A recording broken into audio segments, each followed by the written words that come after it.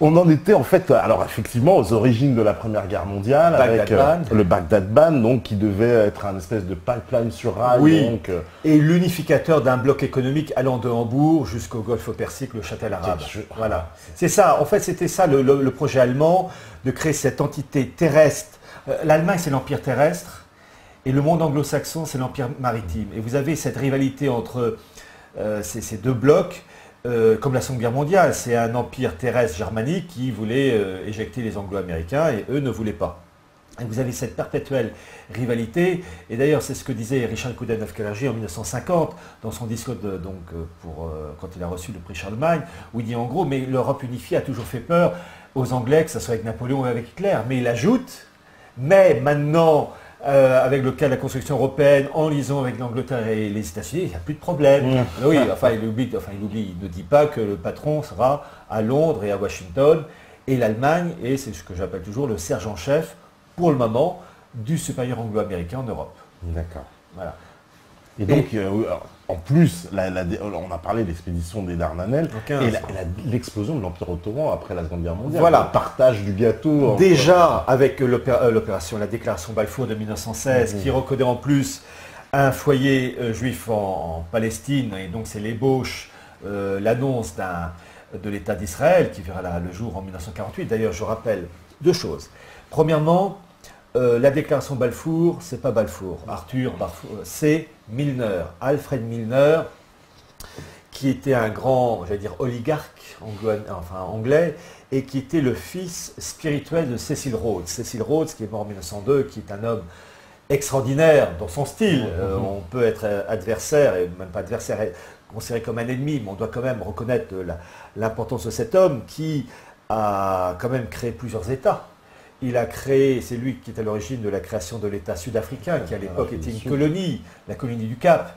Il est mort en 1902 et la colonie du Cap qui est devenue l'État sud-africain en 1910. Et c'est lui à l'origine de la création de deux États qui s'appellent la Zambie et le Zimbabwe, qui s'appelaient la Rhodésie, Rhodésie du Nord et du Sud. Avant de se donner son nom à voilà, c'est quand même pas donné à tout le monde d'être à l'origine de la création de trois États. Et en plus, Cecil Rhodes, c'est lui qui est à l'origine de la création de l'industrie diamantaire de Beers, qui est donc la source de... Et tout ça avec les Rothschild. Évidemment, eux, c'est jamais production... Ils sont jamais très loin. C'est jamais production je sais pas moi, de pâté, c'est toujours des diamants, il suffit de se balader en verre. Ils ont quand même des métiers quand même spécifiques, ces gens-là. C'est bon. Et donc, comment il s'appelle? Alfred Milner était le copain, le fils spirituel, le collaborateur de Cecil Rhodes. Et Cecil Rhodes en particulier était j'en parlerai encore tout à l'heure, mais était en particulier un promoteur d'une gouvernance mondiale. Et pour cela, il avait lancé ce qu'on appelle les bourses d'études Cecil Rhodes, qui verront le jour qu'après sa mort en 1904, et qui existent toujours, et ô combien, puisque ces bourses d'études Cecil Rhodes consistent à recruter des personnes très intelligentes, mais aussi animées d'une tour de l'esprit acquise au nouvel ordre mondial, dans le domaine politique, économique, journalistique. Et donc ces gens-là occupent des postes clés et donc font avancer cet idéal. Mais bon, j'en reparlerai tout à l'heure un peu mieux de l'ami Cécile. Parce que tout ce qu'on voit, c'est donc en particulier la déclaration Balfour, qui en fait s'appelle Alfred Milner. C'est le grand historien Carroll Quigley qui a balancé ce livre dans un livre majeur qui s'appelle Anglo-American Establishment, qui traite des relations entre ces élites anglaises et américaines de la fin du 19e jusqu'en 1950, et qui est en cours de traduction en français, et qui devrait normalement sortir durant l'année 2014, et qui est un livre majeur, et c'est dans ce livre que j'ai appris que cet homme-là, Carroll Quigley, qui était en plus le professeur d'histoire d'un étudiant qui s'appelle Bill Clinton. Petite histoire. Petite histoire encore. Et Carroll Quigley qui a pu avoir les archives du CFR pour écrire ses bouquins. Donc bon, il est mort un peu jeune. Il est mort dans les 60 ans. Je me suis toujours dit s'il n'avait pas un peu trop tiré sur la corde. Enfin bon. Bon. En tout cas, ce qu'il a balancé, c'est du béton irréfutable. Et c'est lui qui a balancé cette information. Alfred Milner, donc la déclaration Balfour devrait s'appeler déclaration Milner. Et cette déclaration officiellement Balfour a été adressé au grand patron du mouvement sioniste de l'époque, qui s'appelait Chaim Weizmann. Et c'est ce Chaim Weizmann qui, quelques années plus tard, en 1948, deviendra le premier président de l'État d'Israël. Vous voyez comme en fait, pouf, hop, on retombe. C'est assez incroyable. C'est logique. C'est imaginer un puzzle, vous avez 1000 pièces, au début vous avez en vrac les 1000 pièces. Et vous êtes paumé, vous prenez une pièce, je la mets où? Mais à un moment donné, quand vous avez réussi à poser comme un certain nombre de pièces, à un moment donné, le reste, ça suit. C'est-à-dire qu'on sait très bien où les mettre. Mais c'est le démarrage. Moi, personnellement, quand j'ai fait mes recherches, au début, j'étais noyé, perdu. Et puis, à un moment donné, ça y est, je commence à comprendre leur système. Et toc, toc, toc, toc. Et à la fin, bon, je ne dis pas que je fais partie de leur famille. Sûrement pas. Mais en fait, je les vois de loin et je les sens. Je dis, oh, la vérole, elle est là, elle est bien structurée. Bon. Et donc, cette fausse déclaration Balfour, en fait, Milner, donc, pose des jalons pour la création de l'État d'Israël. Et donc, un siècle après, on voit, comment dire, avec quel bonheur ces choses-là se sont mises en place et toutes les conséquences positives pour la région. Et puis, vous avez aussi la volonté de détruire l'Empire ottoman, chose qui sera faite au lendemain de la Première Guerre mondiale. Et donc, vous avez eu ce qu'on appelait les accords Sykes-Picot. Picot et Sykes, ce sont les noms des représentants français et anglais pour les affaires étrangères, qui redessinent les frontières des États irakiens, Koweït, Syrie, Liban, etc., Arabie Saoudite, etc. Et donc, ces accords Sykes-Picot encore gèrent les frontières des États du Proche-Orient. Je veux dire encore parce qu'en fait, on assiste au dernier spasme des accords Sykes-Picot, puisque les Anglo-Américains, en liaison avec Israël, mettent en place des documents et des textes, et ils ne restent pas uniquement dans la théorie, pour éclater ces États du Proche-Orient, les pays musulmans, en fonction de critères ethniques et religieux. Et vous avez en particulier, c'était dans mon livre Minorité et régionalisme, vous avez la carte du Proche-Orient décomposée, qu'on va voir dans le document suivant. D'accord, donc ça c'est la vue 16. Ah oui, alors oui, ce document, vous allez le passer et je reviendrai après sur ce document, suivant. Voilà.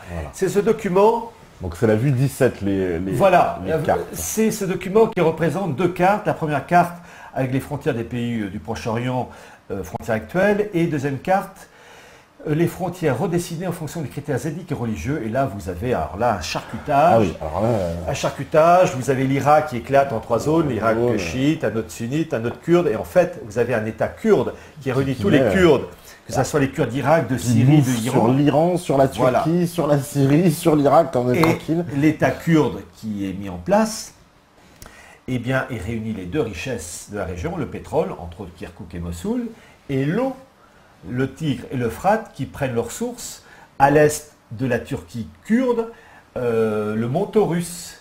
Et donc, si un État kurde voit le jour et à première vue il a le soutien des Anglo-Américains, ben, je me dis que, je ne dis pas qu'ils vont réussir, mais en théorie c'est ce qu'ils veulent faire, eh bien ce serait le pays qui serait vraiment le pays incontournable parce qu'il aurait les deux richesses de la région, l'eau et le pétrole. Avec ça, on va loin.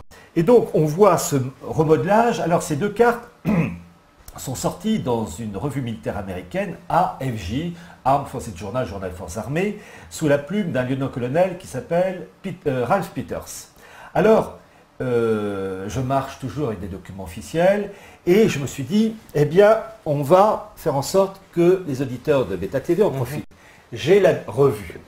Alors, voilà la revue AFJ, sortie en mai-juin 2006, et vous avez la photo du grand ami de représentants, en tout cas des grands amis des personnes ici présentes, le Rumsfeld, Donald Rumsfeld, le néoconservateur.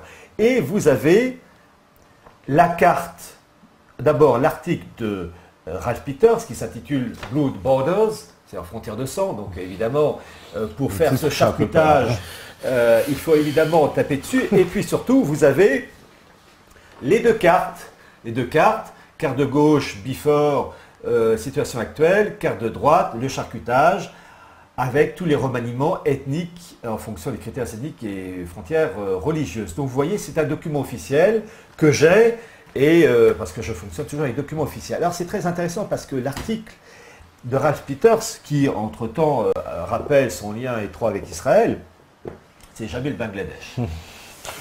ou les îles Fidji, mon amour des îles Fidji. C'est que ces gens-là, je les entends jamais dire j'aime les îles Fidji. Le Pérou, je suis pour une alliance indéfectible. Le Pérou a le droit de vivre. Jamais. C'est toujours Israël, je sais pas. Bon. Donc il doit y avoir quand même quelque chose. Et chose très intéressante dans cet article, en plus des remaniements, regardez la carte de l'Arabie Saoudite, enfin... Ah bah elle est complètement éclatée. Éclatée, ça, les Saouds, depuis 1945. Vous savez que depuis 1945, il y avait eu un accord entre les Saouds et puis le président des États-Unis de l'époque, Roosevelt, sur le croiseur Quincy. En gros, le deal, enfin non, l'accord, restons francophones. L'accord, c'était, nous, Américains, on vous assure la sécurité, vous les Saouds, avec le wahhabisme qui va avec. Et puis, en échange, vous donnez le pétrole, enfin, c'est nous qui avons un droit de regard. Bon. Et puis, depuis quelques temps, ça déconne, et en particulier parce que, dans ce charcutage, proposé donc dans la revue militaire américaine, en sachant que Ralph Peters n'est que l'élément visible, c'est lui qui l'a fait, mais vous pensez bien que pour ce genre de choses, il faut un accord et une compréhension, une entente avec ceux qui sont derrière. Eh bien, il propose, et s'il explique dans son article, et là, pendant que je parle, je recherche le passage, il dit qu'en particulier qu'il faut créer un État sacré de l'islam autour de Médine et de la Mecque. Et il dit dans le texte un Vatican musulman. Parce qu'il dit en gros que la famille Saoud avec le Wahhabi, ce sont des rétrogrades, toute la liste qui va avec, et il veut mettre en place, enfin lui et ses copains, il souhaite mettre en place un conseil tournant des différentes écoles de l'islam pour en fait mettre un islam à la sauce mondialiste digeste, comme Vatican II pour l'Église catholique. Là, ils ont réussi, enfin, temporairement, l'Église... L'islam mondialisto-compatible. Voilà, digeste à la sauce McDo. Voilà. Pour Vatican II, c'est réussi, en sachant, je précise toujours, pour les catholiques qui nous parlent, c'est temporaire, dans ce sens que l'ennemi a gagné une bataille, mais les portes de l'enfer ne prévaudront pas contre mon Église, et ça, c'est pas de moi, c'est du Christ. Donc là, je fais confiance. Eh bien, je vais vous lire le passage que dit Ralph Peters et de ses copains au sujet de l'État sacré d'Islam. Je cite Ralph Peters, la cause principale, donc c'est dans ce livre, La marche irrésistible du gouvernement mondial, la cause principale de la large stagnation du monde musulman réside dans le traitement réservé à la Mecque et à Médine, considérés comme leur fief par la famille royale saoudienne. Les lieux saints de l'islam, soumis au contrôle de la police d'État de la part d'un des plus bigots et agressifs régimes au monde, ont permis aux Saouds, la famille régnante d'Arabie Saoudite, de projeter leurs croyances wahhabites à la fois intolérantes et disciplinées au-delà de leurs frontières. Imaginez comme le monde musulman se sentirait mieux si la Mecque et Médine étaient dirigées par un conseil représentatif tournant issu des principales écoles et mouvements de l'islam dans le monde au sein d'un État sacré islamique, une sorte de super Vatican musulman où l'avenir de la foi serait débattu au lieu d'être arbitrairement fixé. C'est le Vatican II de l'islam. Ouais. Vatican II de l'islam, c'est-à-dire, en gros, réformer l'islam, mais auparavant, on flanque la pagaille. Bien. Et donc, on voit qu'il y a vraiment une volonté profonde, et cette volonté profonde a en particulier commencé avec l'attaque contre l'Irak de Saddam Hussein en 2003, où vous avez eu un axe avec les Anglo-Américains, puis aussi officiellement un axe qui s'y opposait, l'axe Paris-Berlin-Moscou, Chirac, Schröder et Poutine, qui se sont officiellement opposés. Alors, dans cette histoire, l'Allemagne nous a joué 2 tours. Et là, on va voir donc la carte précédente. Alors là, on revient à la carte 16, à la vue 16, voilà, où on voit... Ce que vous voyez, chers auditeurs de Méta TV, je dis bon, toujours appeler la radio, enfin la télévision, là, je comprends le système. Alors, c'est un document officiel venant de la revue allemande, le Spiegel. C'est en allemand, Angebliche Adam Carter zur Verteidigung Bagdad. C'est la carte supposée pour la défense de Bagdad. En fait, bon, pas supposée du tout. Ils ont voulu être prudents. C'est un document de la ville de Bagdad avec le système de défense en cercle concentrique fourni par les services secrets allemands aux militaires américains en 2003. Donc, les militaires américains, déjà, ils avaient la sécurité en armes, ils avaient les satellites, mais en plus, ils connaissaient la garde républicaine où elle se situait, toutes les forces de Saddam Hussein. Donc, alors que l'Allemagne de Schröder était officiellement du côté de la France et de la Russie de Poutine, en sous-main, les services secrets allemands ont fourni un élément majeur, les plans de la ville de Bagdad avec tous les centres militaires. Donc c'était du gâteau. C'est le double jeu allemand, là. Double jeu. Ça, la duplicité allemande, peu importe la géopolitique. Et d'ailleurs, cette duplicité allemande, elle s'est manifestée quelques mois plus tard après donc, la chute de Bagdad, enfin la chute de Saddam Hussein. Et là, c'est là où on voit que la presse française, elle est minable.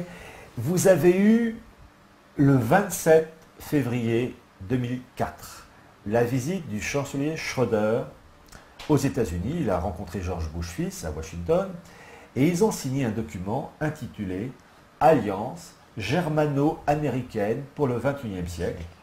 Ça a fait la une des journaux allemands, la une des journaux américains. J'ai conservé à titre personnel le journal le Herald Tribune qui en page 1 explique les raisons de la réconciliation germano-américaine. Et en gros, ce document qui n'a pas... je n'ai jamais vu l'ombre d'une information là-dessus dans la presse française. Il faut le faire. Si ça a été le fait. mythe du clic franco-allemand à conserver. Voilà, l'amitié franco-allemande, c'est un attrape-couillon dingue. D'abord, les relations d'amitié entre les États n'existent pas. Voilà, c'est qu'on des relations d'intérêt. Déjà, les relations humaines, c'est pas évident. Alors, entre États avec des intérêts financiers, tout ce que vous voulez, les relations d'amitié n'existent pas. Méditez toujours cette phrase de ce Premier ministre anglais, Lord Palmerston, Premier ministre anglais du XIXe siècle, qui disait « L'Angleterre n'a pas d'amis éternels comme elle n'a pas d'ennemis éternels. Elle n'a que des intérêts éternels. » Ça, c'est du pratique. Dans le côté peace and love, tout le monde se donne la main. De façon Kohl et Mitterrand à Verdun, ça, c'est vraiment... C'est l'émotion, c'est minable, c'est cuculapraloche, enfin bon, bref. On n'a pas à faire des politiques. Les vrais politiques s'appellent Winston Churchill, s'appellent Richelieu, s'appellent Bismarck. Là, on a à faire des politicards mielleux, niaiseux, enfin tout ce que vous voulez. Bon, bref. Donc cette alliance germano-américaine, elle dit quoi? Il faut réussir l'unité de l'Europe, il faut réussir le partenariat transatlantique et il faut réussir le resserrement des liens entre l'Europe et l'Amérique d'un côté et les pays musulmans bordant la Méditerranée. Et d'ailleurs, ça rentre. C'est marrant, ça. Oui, et d'ailleurs, ça rentre dans un programme politique de la Commission européenne, enfin des structures de l'Union européenne, qui s'appelle la PEV. La PEV, c'est la politique européenne de voisinage, qui dit non pas qu'il faut coopérer étroitement entre l'Europe et les pays musulmans, non, elle dit qu'il faut, je cite le verbe, intégrer politiquement et économiquement les États musulmans à l'Europe et donc à l'axe euro-atlantique. Bon. Et on le verra en particulier dans le domaine, tout à l'heure dans les toutes dernières cartes, le domaine solaire, la politique, voilà, où là effectivement il y a les connexions. Alors, je répète toujours, il y a ce qu'on voit en théorie, les documents officiels. Après, la mise en pratique, ça c'est autre chose. C'est une machinerie immense, ça marche bien, moyennement ou pas du tout. D'ailleurs, c'est pas pour rien que mon livre, La marche irrésistible du Verbe mondial, j'ai ajouté, irrésistible donne un côté implacable, j'ai mis Destination Babel, pour montrer que ça va échouer, mais aussi pour montrer qu'il y a un fond religieux dans cette histoire. Parce que tous les événements qu'on voit, tout ce qu'on voit, comment dire, les manifestations matérielles ne sont que la conséquence d'une tournure d'esprit religieuse en amont. On en parlera un peu tout à l'heure. Bien. Donc, l'Allemagne a fourni le plan de défense de la ville de Bagdad en 2003 aux militaires américains. Un an plus tard, février 2004, alliance germano-américaine. Donc, nous, Français, on s'est fait avoir dans les grandes largeurs. Alors, cette volonté de décomposition du Proche-Orient, eh bien, c'est vraiment, je l'ai montré avec les cartes, on peut revenir à la carte de Ralph Peters. Oui, la carte 17. Voilà, la carte 17. Eh bien, on voit qu'il y a vraiment une permanence et une volonté, puisqu'il y a eu, il y a quelques semaines de ça, un article qui est sorti, je crois que c'est le 28 septembre 2013, dans un journal américain, New York Times, sous la plume d'une femme qui s'appelle Robin Wright. Et cette femme travaille avec tous les think tanks anglo-américains, enfin ce truc habituel, il n'y a rien d'étonnant. Et on va pouvoir voir la carte de document. Eh bien, vous avez... Donc c'est la vue 18. Alors, voilà. C'est extraordinaire. Ouais. C'est joli, il y a la couleur. Ouais. Vous avez la Libye. Donc ça c'est tout récent. C'est tout récent, 28 septembre 2013. Vous avez d'abord la Libye qui saute en 3 zones, et effectivement c'est ce qui se passe, puisque... On se dirige vers ça. Voilà, la Libye, il n'y a pas d'État libyen, ce sont des zones tribales. D'ailleurs l'Afrique, c'est un conglomérat d'ethnies. Une exception, c'est le Maroc, où il y a une nation marocaine, parce que vous avez une monarchie marocaine qui a créé un corps historique il y a une nation marocaine, mais il n'y a pas de nation malienne, il n'y a pas de nation tchadienne, il n'y a pas de nation, je sais pas moi, congolaise, il y a des ethnies.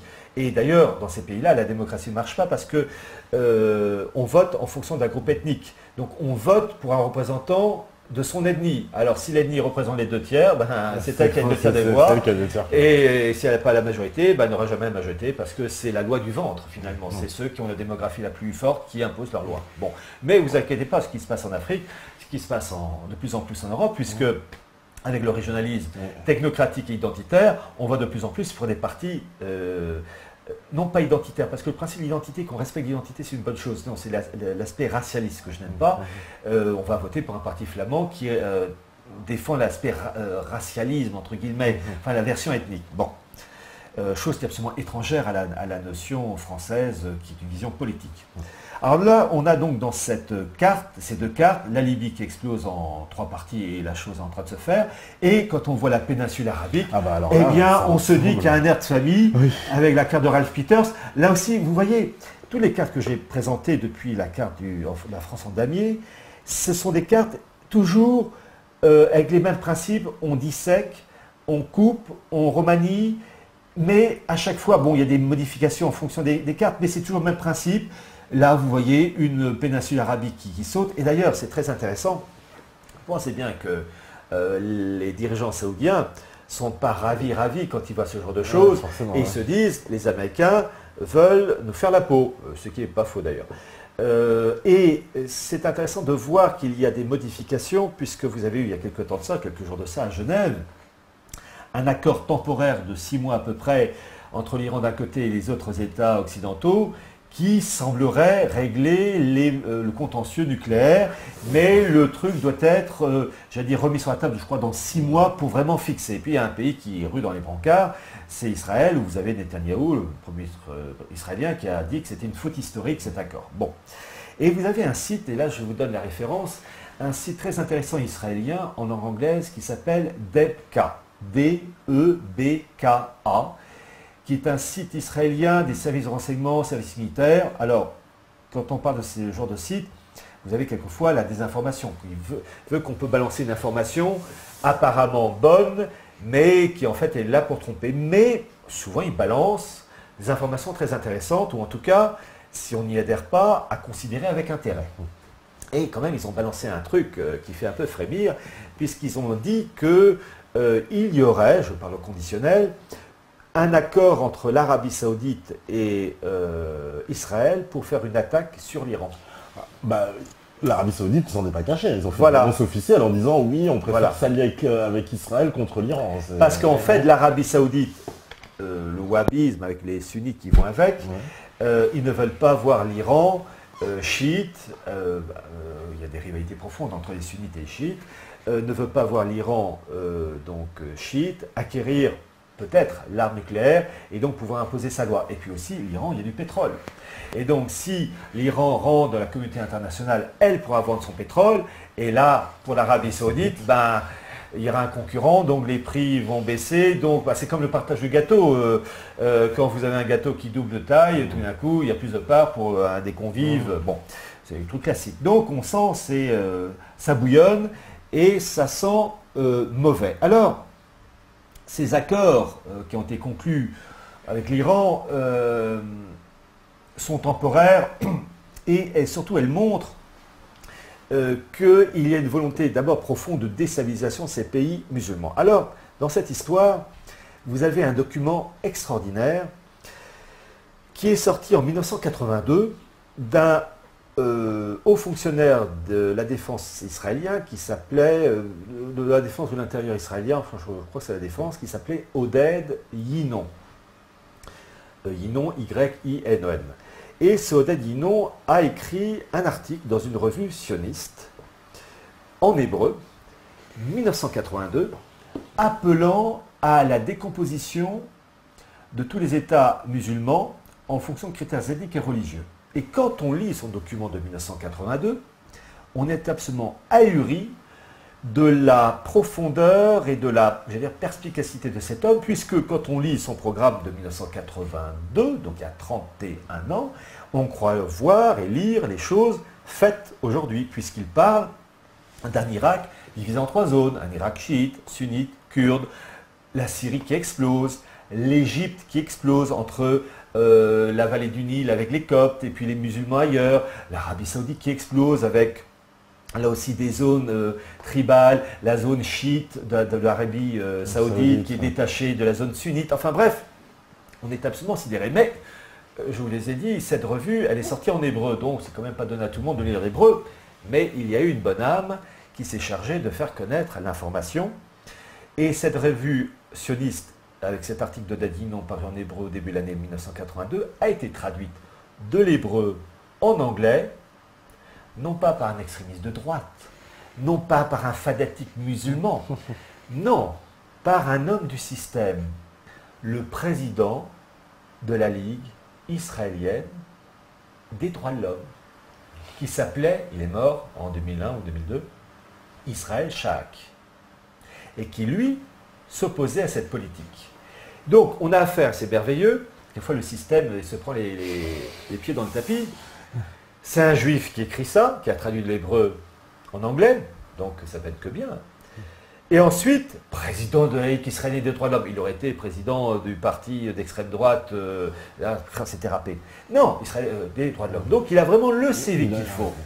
Et il a traduit, et c'est sorti en juin 1982, le document, sorti donc en juin 1982 en anglais, avec d'abord quelques pages explicatives, la traduction en anglais du document de Dadinon, donc de décomposition, et il a présenté à la première page de la traduction les références de la revue en hébreu sioniste qui s'appelle Kivunim, il donne tous les numéros et il donne tous les noms du comité de rédaction de la revue.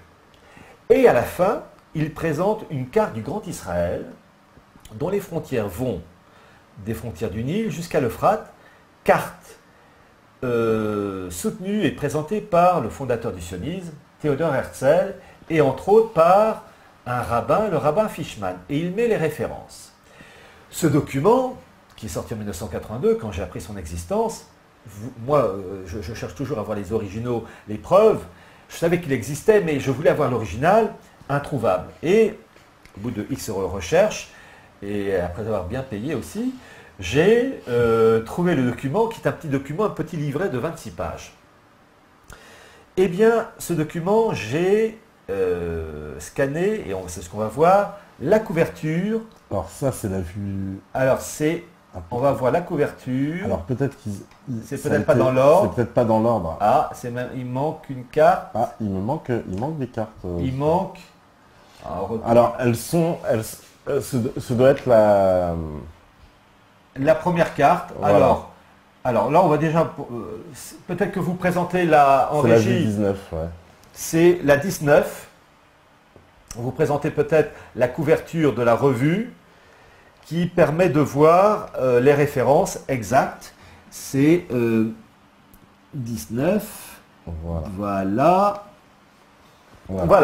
J'ai donc scanné la première page, plan sioniste pour le Proche-Orient, traduit, édité par Israël Shaak. Et donc, c'est la référence de la couverture. Je vous dis, c'est un petit livret, c'est pas grand. Et j'ai ensuite, on va voir le document suivant, la première page, traduite donc de l'hébreu en anglais par Dadinon, donc une stratégie pour Israël, etc. Mais pourquoi j'ai présenté la première page? Parce que, regardez tout en bas, vous avez, grâce à Israël Shaak, toutes les références de la revue à l'origine en hébreu avec les numéros, numéro 14, hiver, là 5742, février 1982, et ensuite vous avez toute la liste des éditeurs, Yoran Beck, comité éditorial, vous avez Eyal, Yonin Berk, etc. Enfin bref, côté corse. Et Dadinon a sorti ça en juin 1982, il est mort en 2001-2002. Alors, les partisans du sionisme, ils disent c'est du n'importe quoi, c'est faux, c'est enfin bref le truc habituel. Je demande simplement du bon sens pour les auditeurs, et même pour ceux qui sont les partisans du sionisme, parce qu'on peut être sioniste, mais au moins honnête intellectuellement. C'est que dans cette histoire, entre 1982 et l'année de sa mort, 2001-2002 pour Israël Shack, s'il avait mal traduit, inventé, fabriqué lui-même, mais il aurait été immédiatement poursuivi en justice pour falsification, calomnie, etc. Il n'a jamais été poursuivi en justice suite à sa traduction et suite aux références qu'il a mises pour la revue. Donc c'est que entre 1982 et 2001-2002, pendant 30 ans, ils avaient l'embarras du choix pour lui flanquer un procès aux fesses et lui dire, bah écoutez, on a la preuve qu'il a tout inventé. Jamais. Alors en face, ils gueulent, mais ils ne peuvent pas nier parce que le document est authentique. Merci Israël Shack. Et toujours dans ce document, vous avez, et c'est la suite, la carte du Grand Israël, l'Israël de Theodor Herzl 1904 et du rabbin Fishman 1947, ouais. Et c'est écrit en tout petit, les références. Et là, vous avez donc, et c'est ça qu'il faut toujours s'appuyer sur des documents, des sources officielles, vous avez donc la carte du Grand Israël, donc frontières occidentales qui vont des frontières du Nil jusqu'à l'Euphrate. Ah, vous pensez bien que ce qui se passe actuellement au Proche-Orient, où il y a un charcutage à mort, ça rentre dans cette volonté d'établir une zone d'influence correspondant finalement à cet idéal biblique. Quoique le sionisme, c'est une version athée de la chose, mais enfin bon. Mais vous avez un prototype d'un document officiel, c'est ça. C'est que c'est pas inventé, c'est Theodor Herzl qui a voulu ça, et quand même c'est le père de la nation israélienne, et il est honoré, respecté comme, alors pourtant il tient des propos parfois qui font penser à des propos prononcés par Hitler, mais ça on se garde bien de le diffuser. Donc c'est très intéressant de voir ça. Et je pense à Hitler d'ailleurs, c'est amusant parce que j'en profite avec l'exemple d'Israël, du Grand Israël et le mot hébreu. Quand on parle d'Hitler, du nazisme, le mot nazi a un sens en hébreu. Nazi veut dire prince en hébreu. Non. C'est incroyable ça. C'est Nazi Shalom, prince de la paix. Et nazi, c'est un mot hébreu, ça veut dire prince. L'histoire est très ironique. Vérifiez, pour ceux qui auraient des doutes, nazi, c'est en hébreu, ça veut dire prince. Nazi Shalom, prince de la paix. Vous vous rendez compte, comme l'ironie, quand on sait les méfaits commis par le nazisme à l'égard des juifs, que le mot nazi, c'est un mot hébreu. Alors, voilà. C'est un scoop, ça. Voilà. Mais l'histoire est ironique. Simplement, il faut être solide nerveusement pour supporter l'acidité de cette ironie. Voilà. Alors, donc la carte du Grand Israël, qui est entre autres publiée, j'avais fait un article sur un site qui s'appelle le site Boulevard Voltaire, dirigé par Robert Ménard, pour ceux qui voudraient voir l'information plus développée. Alors, vous voyez, je reprends, décomposition des États musulmans. Malheureusement, vous avez des fanatiques, et ça se voit dans toutes les religions, qui pointent leur nez dans ces pays. Mais en même temps, c'est utile pour la cause occidentale, car au nom des droits de l'homme, on va aller donc combattre l'obscurantisme. Donc ça justifie des interventions, c'est d'une perversité extraordinaire. Mais dans cette volonté de créer des liens avec ces pays musulmans, il y a en particulier une volonté de créer des réseaux pour la production solaire, d'énergie, parce que le pétrole, gaz, etc., mais ces pays du Sud sont aussi riches en soleil. Et vous avez, depuis quelques années, et c'est l'initiative allemande qui est à l'origine de tout ça, le programme Desertec. Ah, Desertec, ah oui. Desertec, qui est un programme colossal qui est étalé jusqu'en 2050 et qui, pour le moment, engage une somme, elle aussi colossale, qui tourne autour des 400 milliards d'euros. C'est énorme. C'est énorme. C'est un budget incroyable, ça, quand même. C'est un projet qui est lancé, mais qui se heurte à beaucoup de difficultés politiques avec ce qui se passe, évidemment. Par exemple, Desertec en Égypte, c'est pas évident à établir avec ce qui se passe, etc. Et puis aussi, problème technique, parce que les grands panneaux solaires, il faut qu'ils soient propres, pas couverts de poussière. Donc il faut les nettoyer avec de l'eau. Le problème, c'est que ces pays-là, bon, il faut quand même, en Libye, il faut trouver l'eau. Et l'eau est une denrée rare. Donc il y a quand même des problèmes techniques, mais le projet est officiel, il est lancé. Est-ce qu'il va aboutir? 3 points de suspension, mais la carte qu'on va voir va illustrer ce projet Desertec. Voilà. Voilà. Donc ça, c'est la vue 20. Alors je précise, il y a un site internet, Desertec, en allemand mais aussi en anglais. Donc vous voyez tous ces panneaux solaires qui quadrillent le sud de la Méditerranée, enfin tout le pourtour Méditerranée, et même plus avec la Mauritanie, etc. Et qui ont pour objectif de nourrir en énergie l'Europe. Alors en échange, ils essayent d'établir un sort de modus vivendi, c'est-à-dire qu'ils voudraient aussi que les pays qui bénéficient de ces panneaux solaires puissent dessaler l'eau pour leur agriculture ou leur industrie. Ils voudraient aussi créer une main-d'œuvre algérienne, tunisienne, libyenne, enfin la Libye est en train d'exploser, mais tous les pays musulmans vont exploser, l'Algérie tôt ou tard aussi, enfin tous vont y passer. Enfin, à quelle vitesse, ça c'est point d'interrogation. Créer donc des équipes spécialisées pour gérer enfin, ce qu'on appelle la maintenance. Bon, ça c'est la théorie. Dans la pratique, pour la Syrie, là, c'est râpé. Pour le moment, les panneaux solaires, c'est pas la peine. Donc, on voit que la chose existe, ils veulent faire la chose. Ensuite, est-ce qu'ils vont réussir? Alors, vous pensez bien que, là, je parle toujours théoriquement, le projet, entre guillemets, qui réunit les deux rives de la Méditerranée, c'est, dans le cas du marché transatlantique, rattacher tout ça au bloc nord-américain.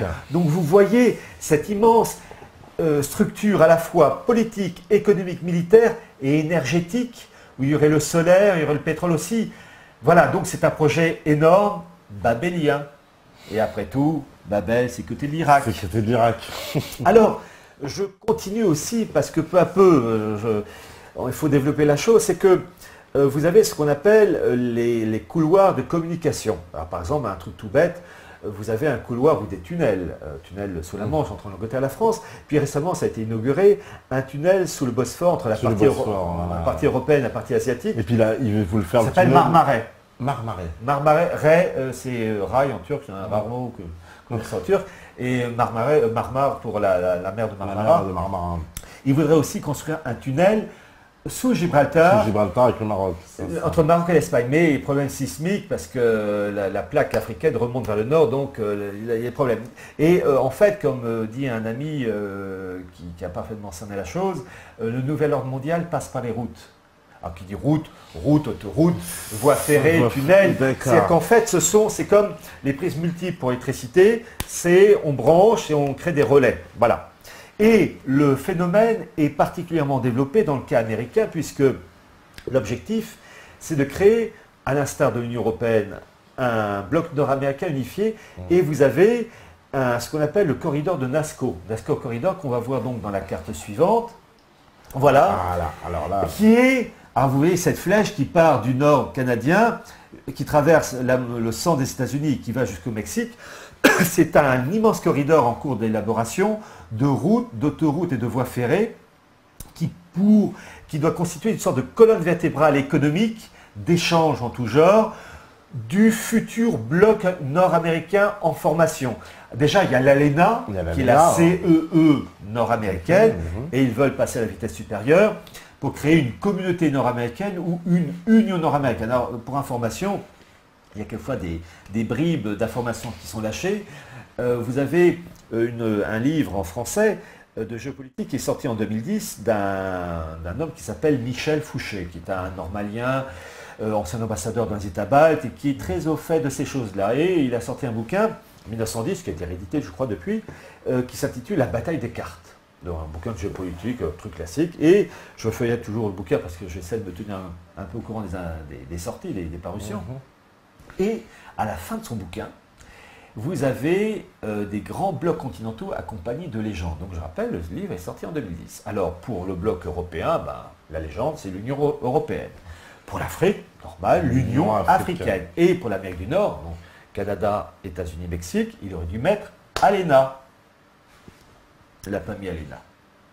Il a mis Union nord-américaine. C'est-à-dire, il a donné une désignation qui, à l'heure où je parle, on est le 28 novembre 2013, n'existe pour le moment pas. Officiellement, ça n'existe pas. Voilà. Donc, en fait, il a pris de l'avance. Parce qu'il voulait pas. C'est un peu comme les cartes à chaque fois qu'on voit, voilà. Il nous prépare. Et voilà. Et en fait, il prépare. Et la chose, en fait, se prépare de plus en plus, puisque, voyez-vous, dans ce livre, la marche législative du gouvernement mondial, j'ai résumé le programme de l'unification du bloc nord-américain. En effet, vous avez eu, en 2005, la manière la plus officielle possible, la réunion des 3 chefs d'État de l'époque, Bush fils, le Vicente Fox du côté mexicain, et le 3e que je cherche désespérément, le chef d'État canadien, dont le nom ne me revient plus, Parkinson ou ça commence, ou c'est l'autre maladie. Donc le chef d'État canadien, mais bon c'est un nom, hein, c'est un prête-nom, ils sont tous interchangeables. Bon, ils se sont réunis au Texas, et chose très intéressante encore en 2005, ils se sont réunis dans un petit patelin, le Texas est grand, c'est plus grand que la France, à Waco, W-A-C-O. Il y a plusieurs années de ça, rappelez-vous, il y a eu une secte qui s'est suicidée en brûlant tout. Et j'ai envie de dire, mais pourquoi sont allés à Waco, l'endroit paumé bon, il y a sûrement une raison, parce qu'ils ont toujours des arrière-pensées tordues, ces gens-là. Bon. Donc il y a sûrement une raison. Donc ils ont réuni et ils ont donc lancé un partenariat pour créer ce bloc nord-américain qui a été relaté de la manière la plus officielle, c'est ce qu'on voyait tout à l'heure, hors caméra.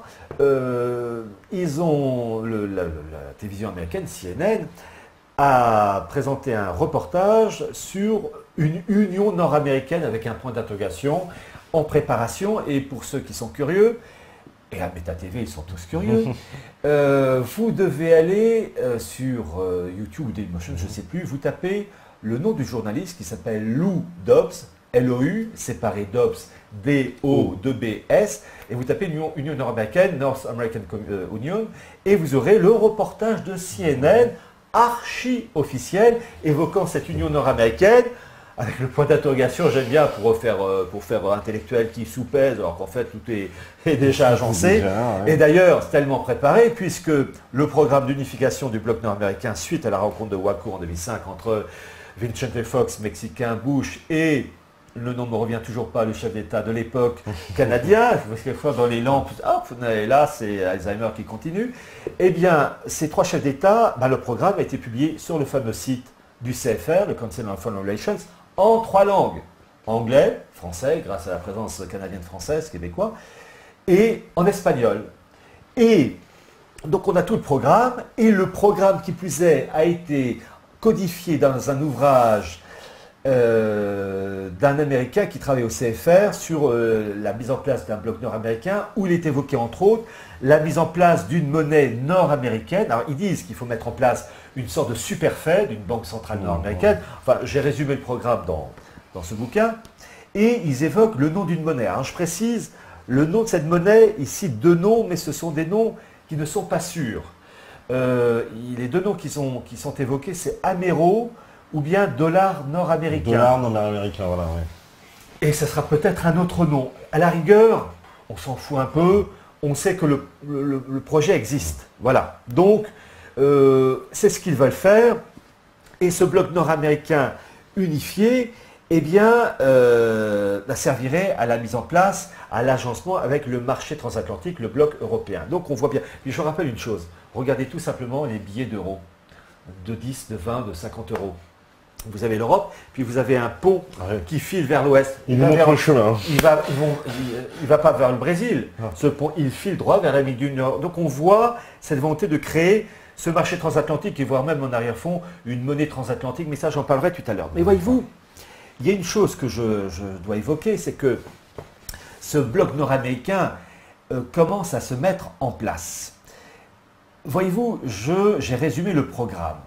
Je vous cite un très court passage consacré à ce bloc nord-américain qui doit être unifié d'un point de vue économique, politique, militaire et sécuritaire.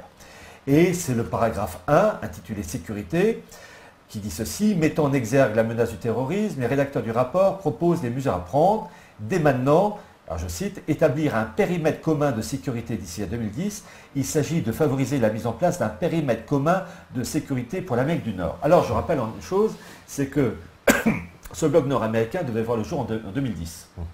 On est fin 2013, c'est toujours pas le cas. Là aussi, il ne faut pas s'exciter sur les dates, c'est souvent des dates approximatives. Pourquoi? Parce que c'est une machinerie immense pour codifier tout ça. Donc on sait que ça ne sera pas en 2050.